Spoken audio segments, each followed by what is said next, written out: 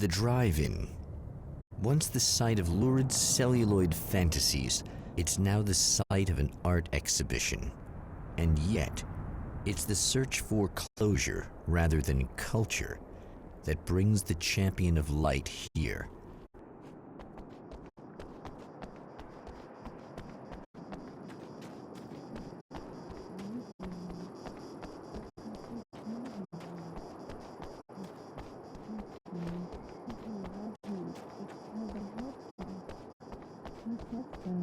I've got bruises in all the places now.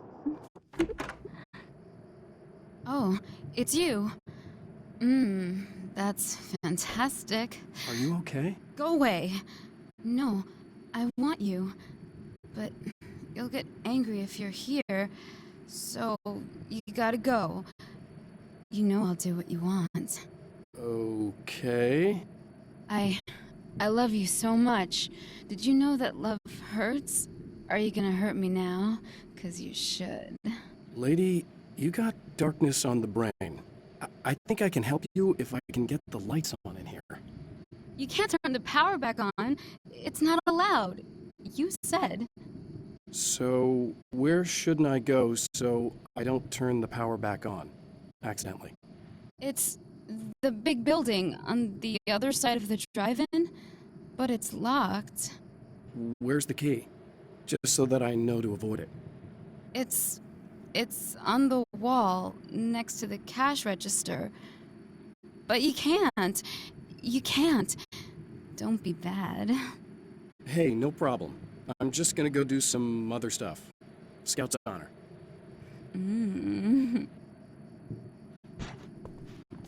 Just try to stay calm. I've seen this kind of thing before. I think you're gonna be okay.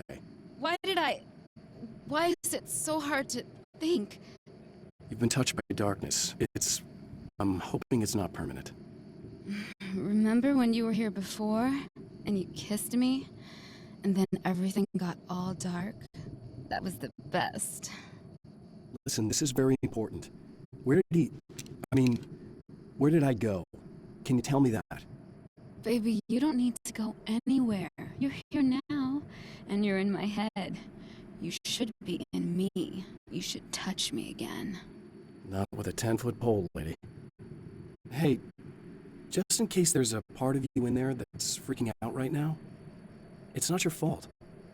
I promise I'll do what I can to help you, okay? I don't... Please go away. Don't sweat it. I'm just saying that in case you really need to hear it, I've been there. I think there are spiders in my eyes. I think you put them in me. Yeah, I'm just gonna go now.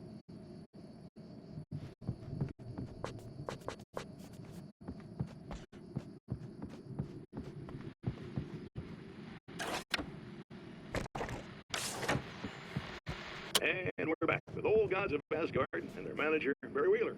Guys, you're on your comeback tour, and you're playing a lot of your classic material, but you've also got a new single out, right?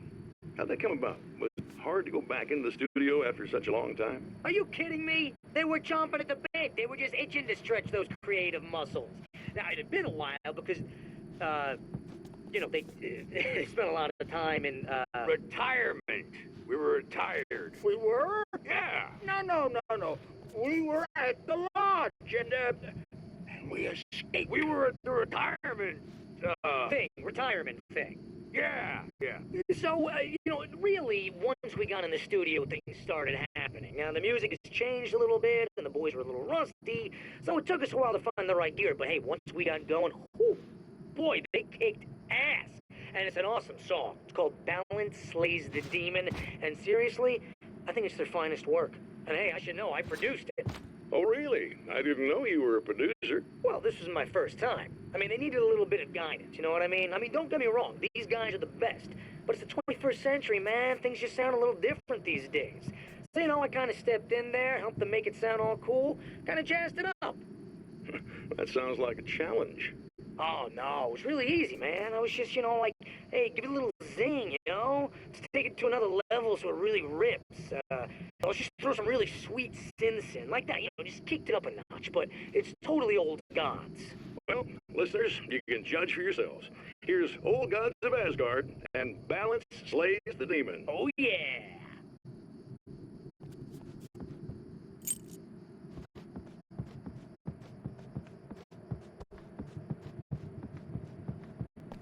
The man has encountered this before.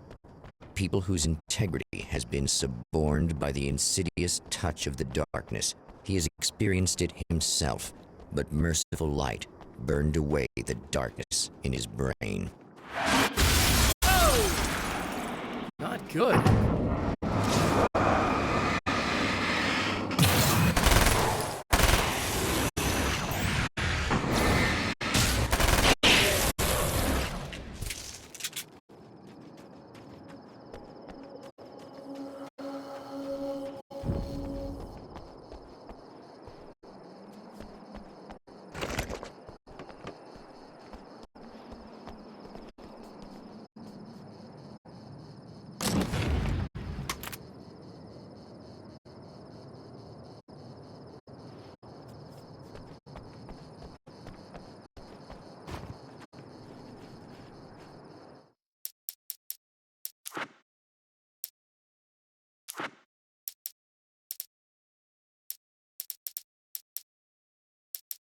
The atmosphere in the projection booth at the drive-in was charged. The darkness rose from the depths of Cauldron Lake and took Alice. It needed words. It needed me to write its way into our world. She was leverage, a hostage. I complied, but with a twist. I put in a loophole that gave me a chance to fight back. I was hunted by shadowy enemies, but I faced the darkness. I fought it with light. I drove it back. I saved Alice, but it came with a cost. I was trapped in the dark place below Cauldron Lake. After my disappearance, they thought I was dead. I might as well have been. I know it's been 2 years. I know Alice has moved on. I've tried to find a way back to her, back to my life, but escaping the dark place is almost impossible. Time does strange things here, but dreams and radio signals can pierce the veil between the worlds. I catch glimpses and echoes of the world. Sometimes I send messages out. I can only pray that they hear them. Stories come naturally to us. We can't help it. There are many different worlds, many competing realities within our heads, fueled by books, television, even barely remembered childhood tales. There's an endless supply of fictional concepts more familiar to us than anything or anyone real. We have a far greater connection to the fictional characters we know and love than the random people we pass on the street. Our destinies and inspirations are shaped by lies, myths, and fables. There are places where our world is worn thin and another reality brushes against ours. One such site is Cauldron Lake near Bright Falls, Washington. But there are others. That other reality is dark, vast, and malleable, always in flux. In its depths dwell vast forces and alien energies. They're dangerous. But in one of these places, if you know how, you can channel the power of that place and use it to shape reality.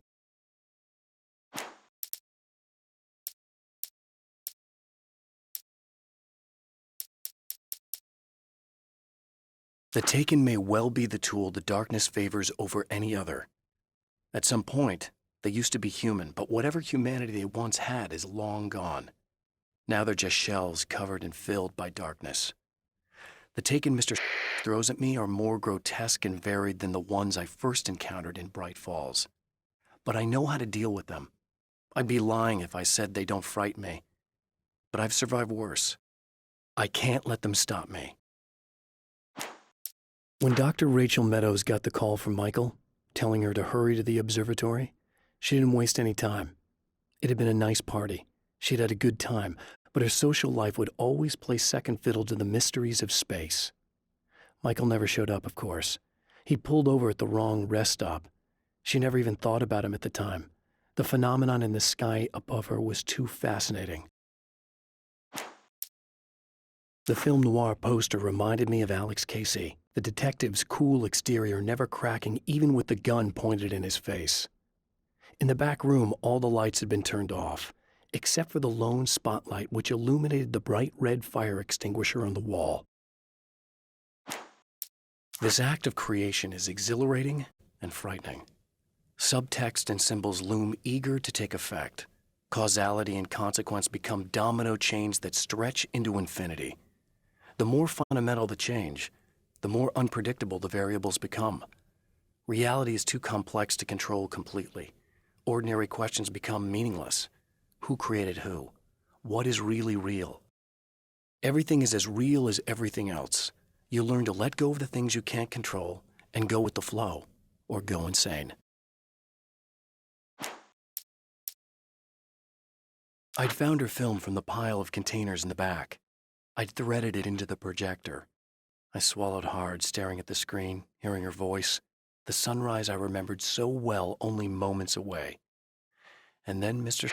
was there, nailed by the projector's beam, caught in his own trap. He shouted at me, first in confusion, then rage. And then the sun came up and things started to burn.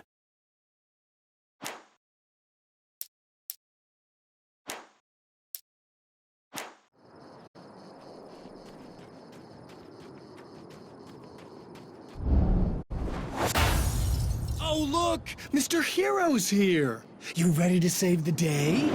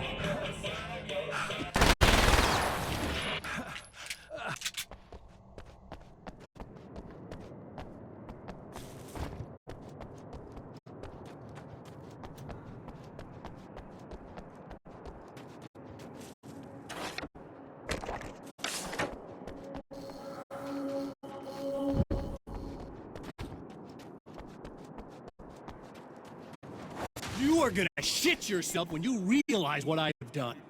Shut up!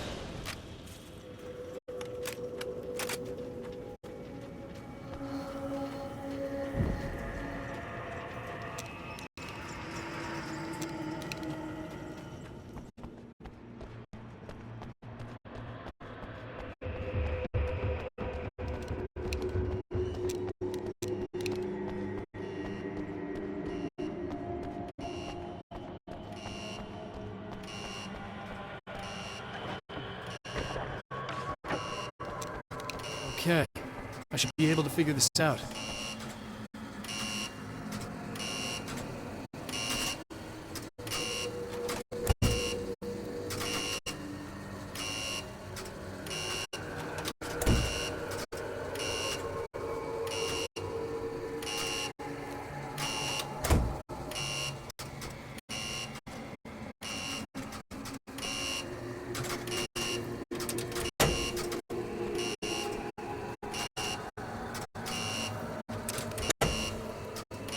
Red lights, green lights. They have to mean something.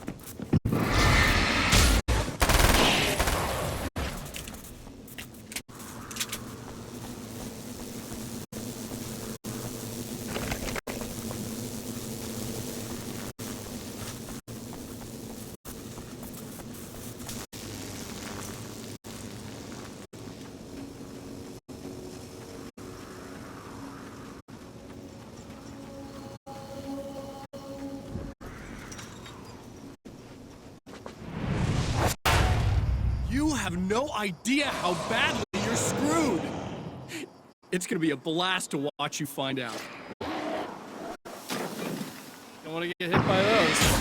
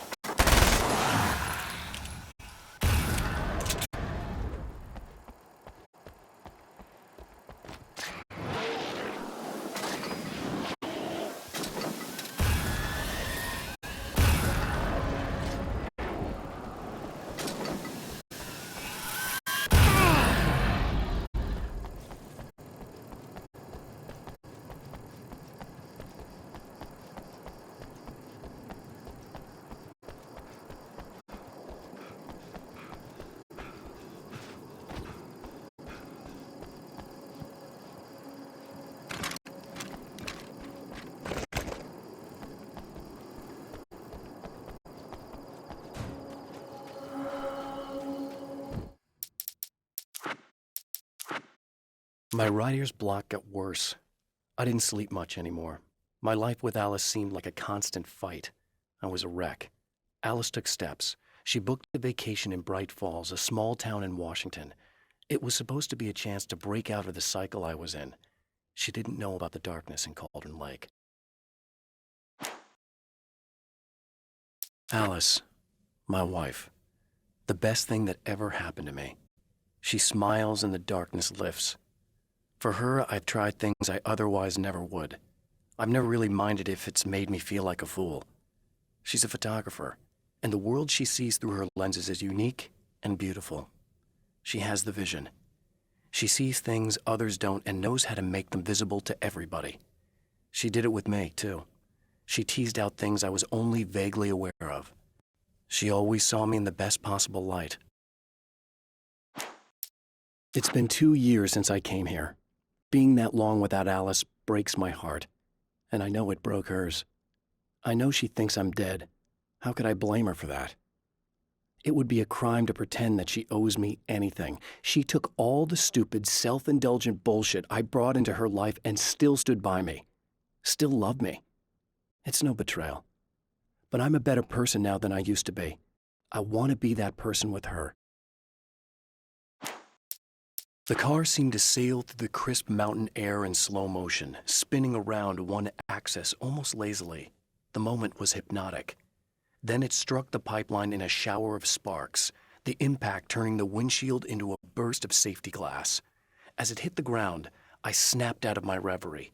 The car was rolling downhill, slowing down as every bump killed momentum, but still coming. The fence wouldn't be enough to stop it. The dark place is utterly hostile to human life. It eats at your mind, wants you to succumb to madness. Your own thoughts can turn against you. Every shadow conceals a threat that attacks at the slightest sign of weakness. You're under endless assault. Every day is a struggle for survival. But I've learned to take care of myself. I focus on Alice, our life together, my need to be with her. That takes me a long way in the dark place, as long as I have my gun and the flashlight. It's obvious that for all his power, Mr. is an agent of another greater being. The dark place he came from is full of terrible alien intelligences, dark presences, and none of them should be let loose in our world. He serves one of them. He'll open the way for them if I don't stop him. But he'll do more. He'll take over my life. He already has my face. He already uses my name. He'll become Alan Wake in every way imaginable and corrupt everything, unless I can stop him.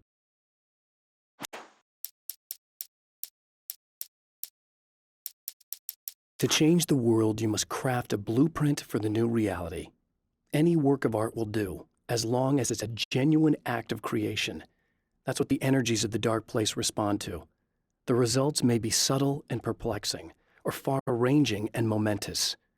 My area of expertise, the written word, gives much more precise results than music or interpretive dance would, for instance. But words can be extremely dangerous. What you define may become reality, but so can that which you imply, even if you don't realize you're doing so. For Serena Valdivia, burning the midnight oil was more of an exception than a rule. A procrastinator and a perfectionist, she often worked when she wouldn't be disturbed. Tonight was especially important. The film festival would open tomorrow, and there was still so much to sort out. It wasn't that the work hadn't been done. She just didn't feel like she had completely mastered everything yet. There's more to fighting the Taken than just burning away the darkness that protects them. When I'm fighting for my life, I find myself slipping into a state of intense concentration that makes the beam of my flashlight seem more powerful and focused. I used to think it was just my imagination, something brought on by the adrenaline and fear of death, but now I'm not so sure. I've been touched by powers that I can't begin to truly comprehend, and they've left a mark. I'm starting to think this might be a part of it. When the dark man's eyes suddenly locked into Serena's, she flushed hot. They ignited a black fire in her. He was talking. He wanted the power turned off. He said something about the projector booth. She hooked a finger under his belt buckle. He grabbed a hold of her throat and twisted until it hurt. Somewhere deep inside, a part of her screamed in paralyzed horror, but the moan that escaped from her throat had no panic in it. "Pay attention," he said. "Business first." His eyes glittered shamelessly. Hers did too.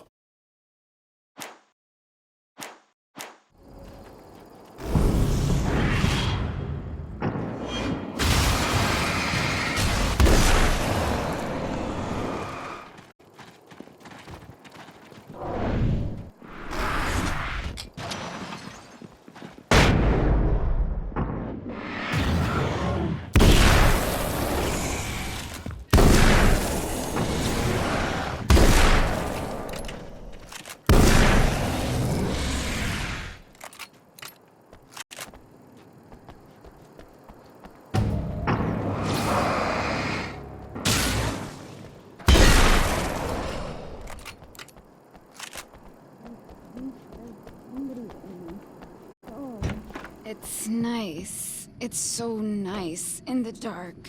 I can smell you. I can smell you out there. Ah! No, don't. Oh, it's not. It's you. Did you help me? Looks like you're feeling better now. Yes, I am. Thank you so much. I don't know what happened. There was this guy. Before you say anything, I know I look like him, but I'm not. Don't worry. You just don't feel anything like he does. He was in my head. I feel like I need to take 50 showers. Where is he? That asshole wanted to get into the projector booth. He was talking about fixing things so the sun never comes up. God, it didn't seem that weird when he was saying it. It sounded really good at the time. You weren't yourself. The projector booth. That sounds about right. I need to get in there. I have the access code for the door. Here. Thanks. I'm just glad you showed up now. He said he'd be back after he'd arranged for some security. Do you feel up to telling me what's going on here? We have an art exhibition here, supposed to open tomorrow. I'm the curator. My name's Serena Valdivia. Alan Wake. Holy shit, it is you. I've seen you on the big screen. I know your wife. You know Alice? Wait. Big screen. Yeah, we have a film from her here. What the hell happened to you? Getting back to Alice. Oh, God, yeah, sorry. It's quite a coincidence that you're here. She made this short film.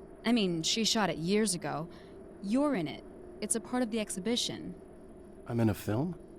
Yeah, it's like... it's just footage she shot of you at some point, but she turned it into this thing. It's, almost like a memorial of sorts, because, you're supposed to be dead. Or something. Uh-huh. How's Alice? Is she all right? She's okay, I guess, all things considered. I know her pretty well. You're really Alan? I can't believe you're here. Nobody knows what happened to you. But there are people who say they've seen you. That wasn't me. He just looks the same. Like, Yeah, but that guy's a lot more slimy.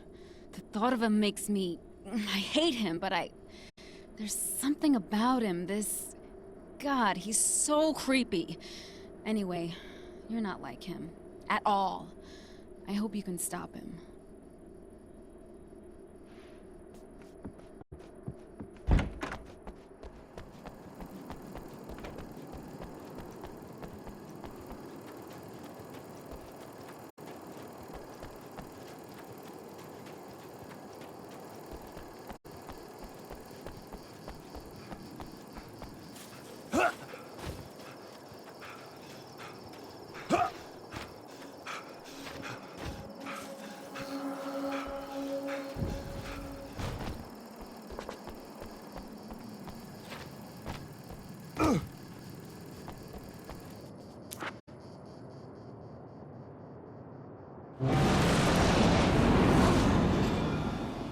That's the security system? I guess it was too much to hope for an alarm and a fact.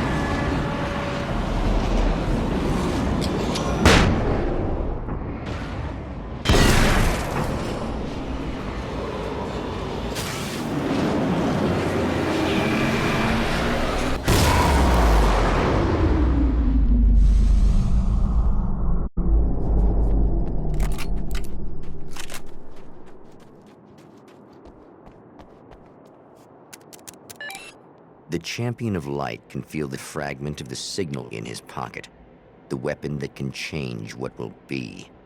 It's incomplete, but it's all he has.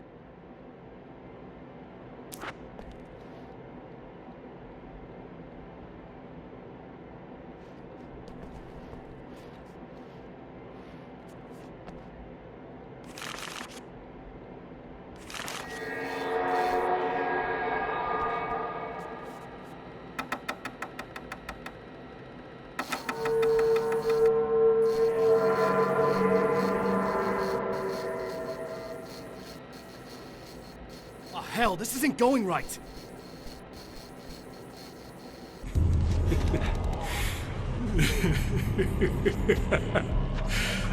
You've been up to something, haven't you? Too bad it's not gonna do any good.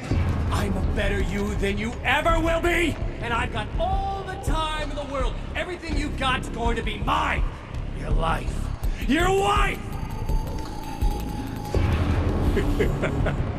What are you gonna do about it? The sun's never coming up now. I can keep this up forever. Show yourself! Whatever you say, buddy!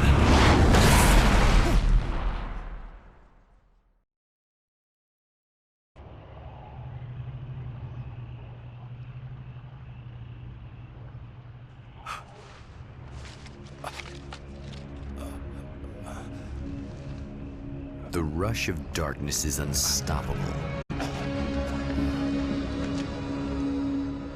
Time itself twists and tears, sweeping the Champion of Light back with its dark currents.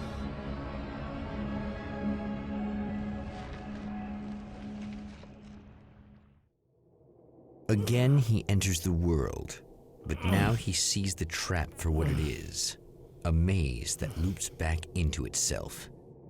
I'm here again. He sent me back.